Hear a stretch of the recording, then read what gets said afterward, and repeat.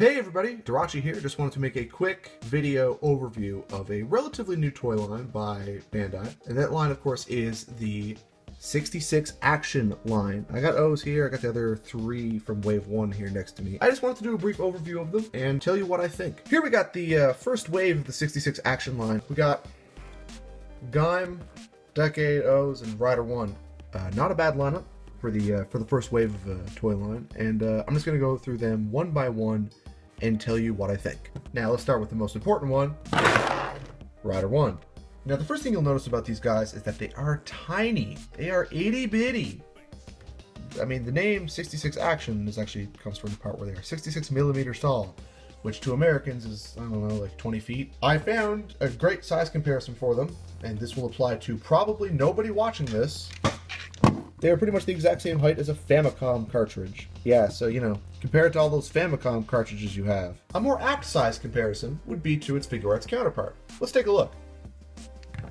Yep, tiny. Very, very tiny. But for what these guys lack in size, they make up for in just about everything else.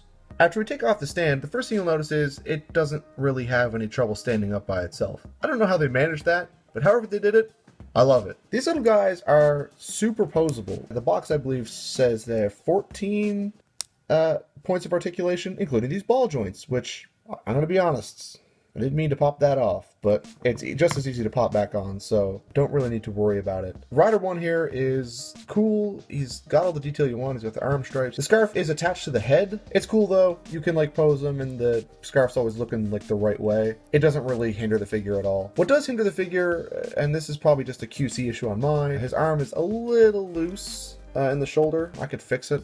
I'm really lazy. But other than that, he comes with two pairs of hands. So to pop the hands off, they're little pegs. You just put them in, and then he can punch a dude.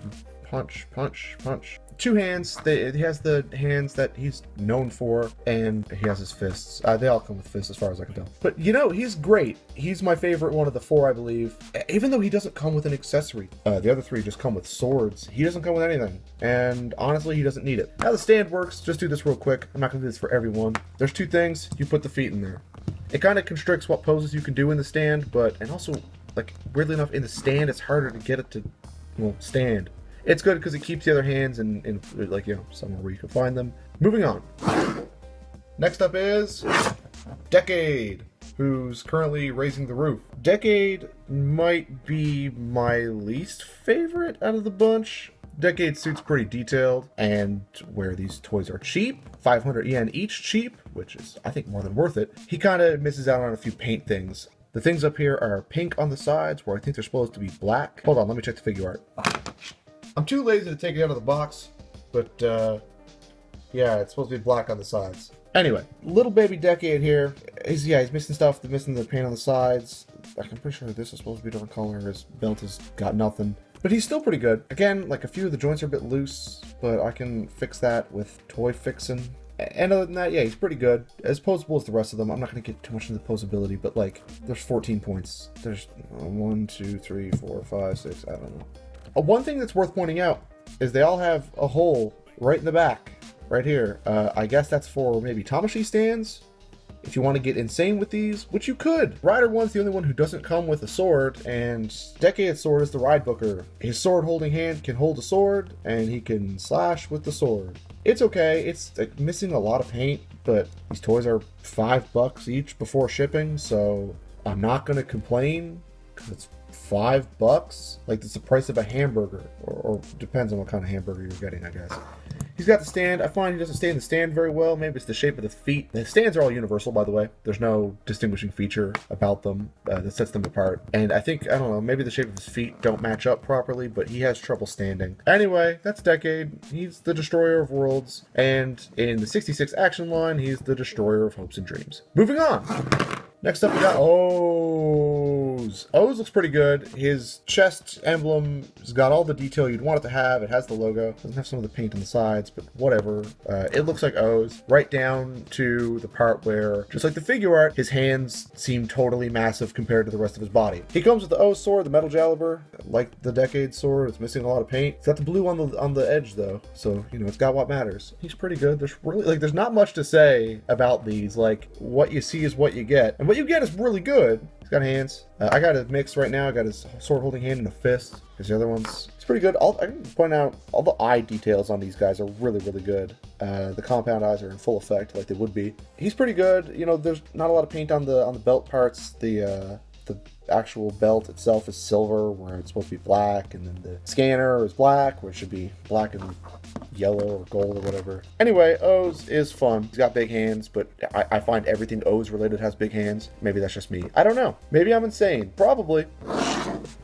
Alright, last but not least is Gaim in his orange arms. If that wasn't already apparent to you, and you needed me to tell you that he is the orange one. His eyes are like, I don't know if this is showing up in the video or whatever, because I'm shooting this with a phone. He's shooting a toy video with his phone! He's not a real toy reviewer. His eye visor, his eyes are as, like yellow instead of orange. Maybe I'm colorblind. I'm not. Other than that, he's got the orange and the orange, where the orange and the orange and the blue and the silver on the back, this green on the top. He comes with his Muso saber, I believe it's called, which is in his sword thing. I forgot to point out.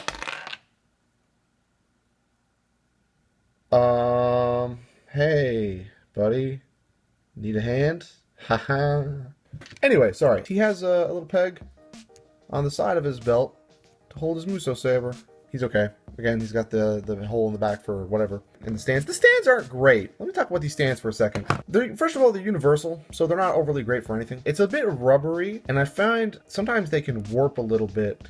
Like, there's a curve to them, and that makes it hard for it to stand up perfectly straight. Which, of course, for a thing that's supposed to hold a toy up straight, it's kind of disappointing. Another thing I want to point out, the left and right hands have different sized pegs. It prevents that figure arts thing that I always end up doing of putting the hands on wrong and then like trying to take a picture of a cool pose and then oops, his thumbs are on the outside. Anyway, Gaim is okay.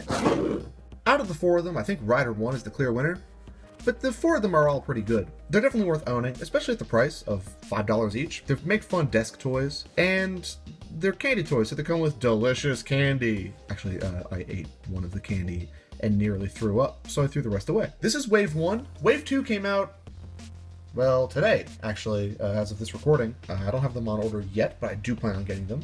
In Wave 2, there is Zangetsu, Double Cyclone Joker, Den-O Sword Form, and Kabuto with a fifth secret figure, which is, spoiler alert, a Dark Kabuto, a repaint of Kabuto. They straddle that line between like chibi but still screen accurate, and I think they do that really well. Despite some of the quality control things and the paint apps not being totally it, I don't think it honestly matters at this size. Because remember, these dudes are itty bitty, little babies. At 66 millimeters tall, they're small, they're cheap, they're a lot of fun, definitely worth owning in my opinion.